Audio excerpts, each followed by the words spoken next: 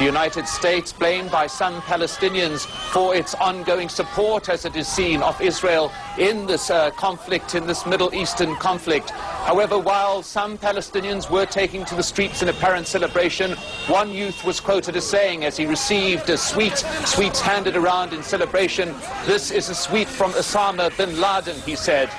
Bin Laden, the purported mastermind of the 9/11 terrorist attacks, in which the fundamentals of Islam played a significant role, is dead, killed by US Special Forces. And yeah, damn straight Islam was a significant factor. I mean, is anyone here actually willing to stand forward and defend the idea that the religion of Islam was not a significant factor in any of this? That the last words on the hijacker's lips were not the Islamic battle cry, Allahu Akbar? Anyway, I think this is arguably the best way it could have played out. I mean, it's hard to claim that you died as a martyr for any cause if you spent the best part of the last decade hiding in caves or imprisoned within your own compound, all but cut off from the outside world. I mean, let's be real, crazy hermits hide in secrecy for years, and it's difficult to see how this can be spun as some valiant hero's death. Indeed, it very much reminds me of Saddam Hussein, who was also caught hiding, albeit in a hole in the ground.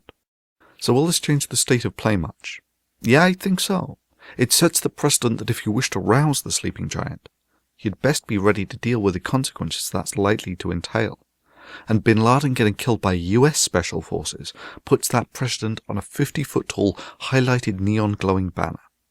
And while the outcome of the 9/11 attacks doubtless exceeded all of Al-Qaeda's expectations, I have to wonder if in those many years of hiding, in his self-imposed imprisonment, if he had doubts whether his attempts to gain the attention of America had been counterproductive to his goals. But who knows what went through his mind? It wouldn't surprise me if he drew solace from his religion.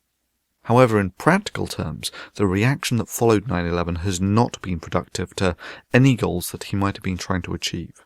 I mean, 9/11 was the crowning jewel in Al-Qaeda's achievements. After that, people took them seriously, and the crackdown began. And a few years later, they were still capable of making the odd bomb, such as the London and Madrid bombings, but since then, the operational efficiency of the organisation in the West has been a farce, limited to what can only be described as amateurish and half-assed attacks. I mean, just to put it all into perspective, the Columbine attacks was two completely untrained delinquent teenagers, but they were pros compared to the typical terrorist attack of late, which, if they were doing well, managed to severely burn or kill themselves only. But arguably Bin Laden's legacy will have been to have awakened a complacent West to an ideology that will motivate people, either in part or totally, to blowing up planes, buildings, burning down embassies, beheading innocent people, institutionally sentencing people to death merely for bad-mouthing their religion, and to threaten to kill, or to actually kill, authors, cartoonists, or playwrights merely for exercising their free speech. Indeed, what's more amazing is that the West was so accommodating for so long, so ready to indulge in this indolent appeasement of a religion that is essentially in a class of its own in its ability to field adherents that will engage in this sort of behaviour. May Allah bomb you! May Osama bin Laden bomb you!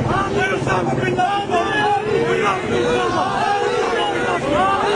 We love you! والله جهاد في سبيل الله أسامة أنت غير يا رجال يا من أسامة أنت غير لا إله إلا الله they will bomb you and والله we will be with them we will take revenge on you Allah Akbar Allah Akbar Allah so we can invade their country and take their wives and walk with you Allah Akbar Allah Akbar Allah Akbar. Yes, I think that will be Bin Laden's legacy. The man who decisively kicked the West in its complacency, and finally got the response that he had been lusting for.